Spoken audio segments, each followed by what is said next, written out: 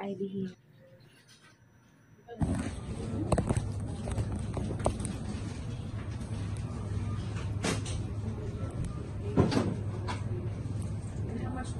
I think dito ako operahan.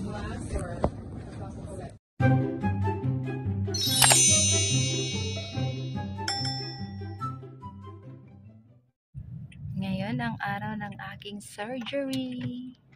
Kaya, ayun. Punta kami sa bus stop ni Heart this morning bago kami pupunta ng hospital. Morning. Hatid namin si Heart sa kanyang bus stop.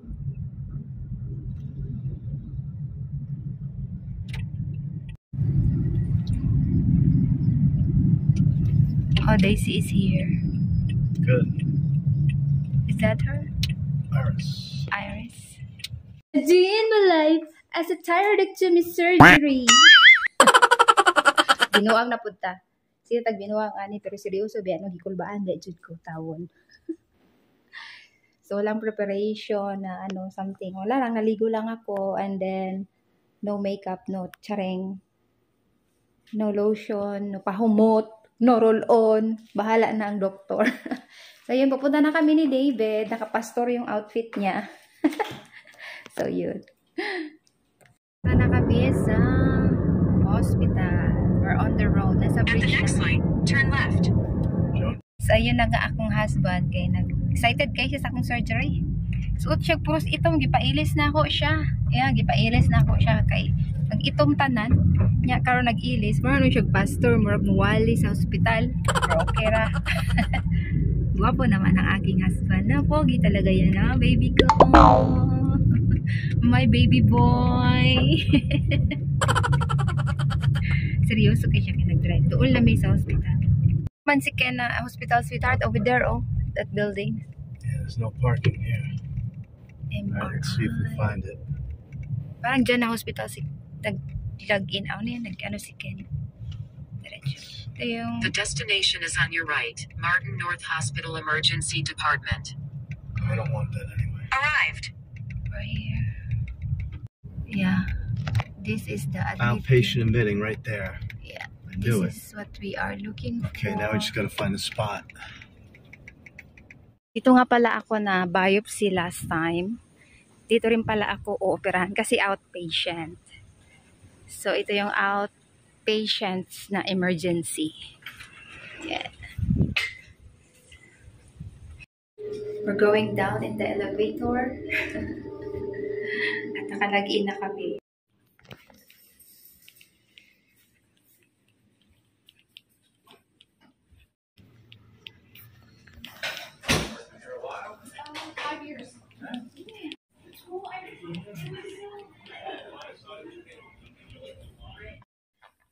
So bago ang lahat, nagbanyo muna ako at nag-selfie rin sa banyo bago ang operation.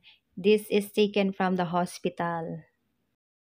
So ayan, meron na akong wristbands ready for surgery. I'll update you later. There's a relaxing, ibang mga tao dito relax masyado tapos ako hindi. Yan yung mga patients. Wala pa yung pangalan ko dyan. So, hintay natin na ilagay dyan. Waiting area. Somebody in the middle has to get out. Everybody's got to unload. Yeah. There, your head is not taken off. Okay, they did the block. A few minutes later. So, natapos na akong tines and nilagyan ako ng IV. Ayan, ready na ako for surgery. Anesthesia na lang ilalagay, tapos matutulog ako mga 1 hour after. Yun na. Tapos na. Wala, empty yung mind ko ngayon. Si Lord na bahala.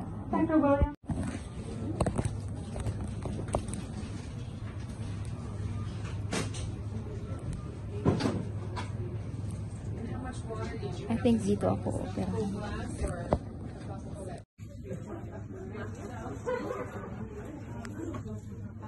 2,000 years later.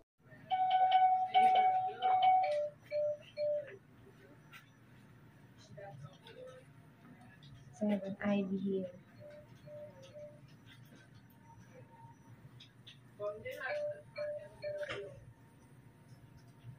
And I have ivy here.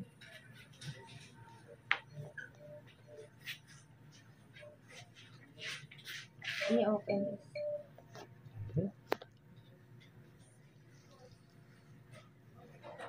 Yeah. Yeah, and have something in it. They put ice in my neck.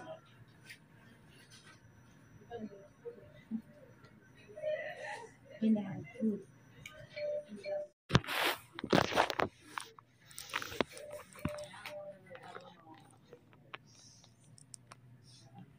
What's in my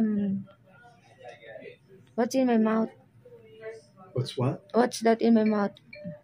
A tape? Yeah. It's okay. Don't worry about it. That'll come right off.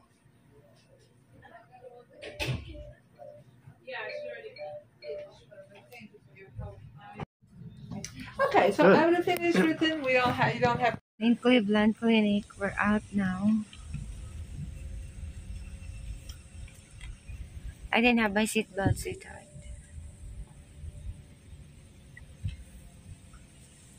I'm out now. Now this is my outfit. I can't laugh that loud because really hurt my throat. Parang meron akong ano. Actually, nakakasalita pa rin ako. Oh my God, thank you, Lord. I still have voice to talk after the surgery. Thank you. We're going home now. And please put my seatbelt, sweetheart. Yeah, we're done now. Sa dihang na ay train nga miagi, sarado na ang kasada. The train comes.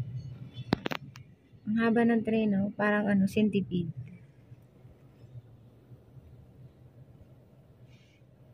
Ayan, mag-open na yung gate. Ayun na, open na. We can go through. You always have a turn. Okay, let's go now. Going home from the hospital. Dadaanan natin yung bridge na yun. Pero dito tayo dadaan sa kabila. Kasi dagat na yan dito na side.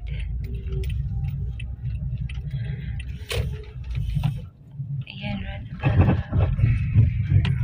Gotta wait. Don't go here, just go there. Yeah. Yeah.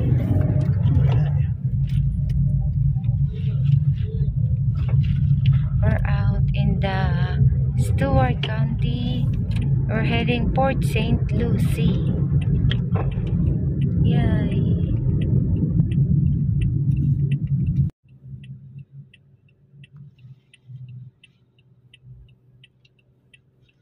Hinubad ko yung aking shoes. Kasi mainit na. Chinelas naman ako.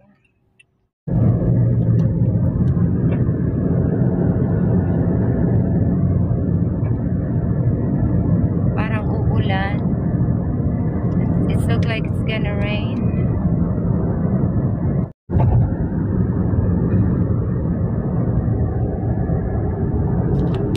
Ito yung ice pack.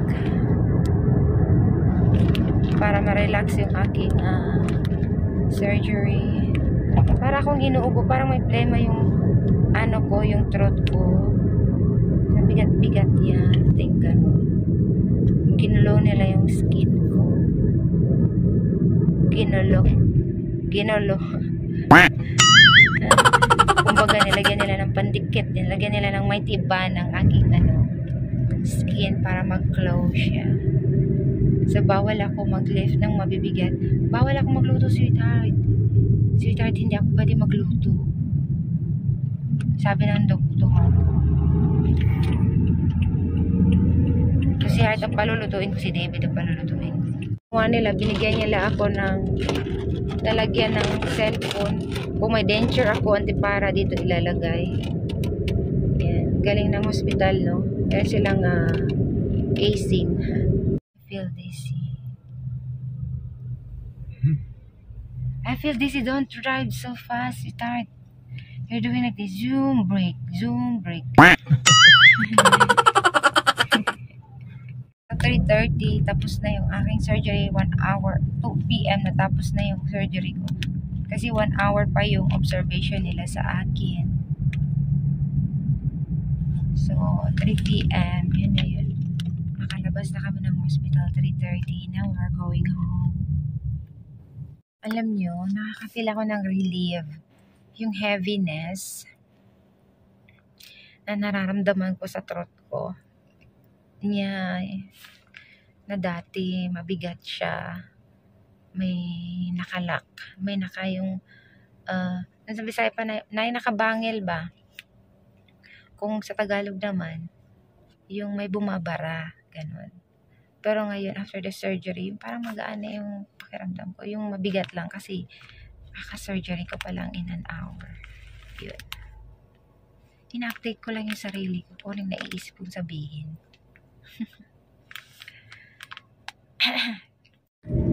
Medyo gikapoy na gyud ko.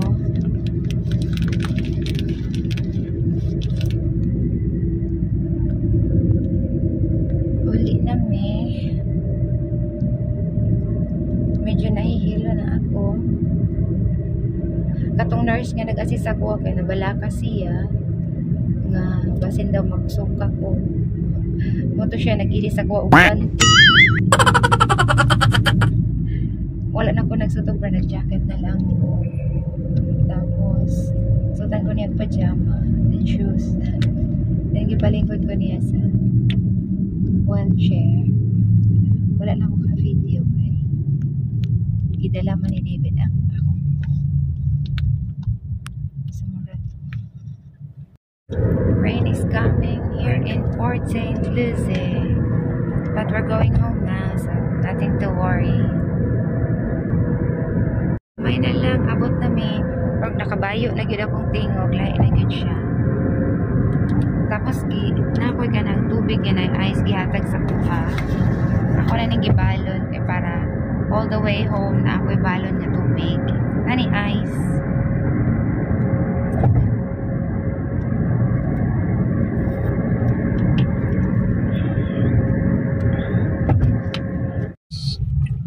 I'll be right out.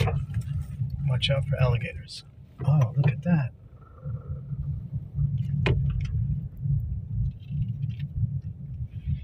Okay.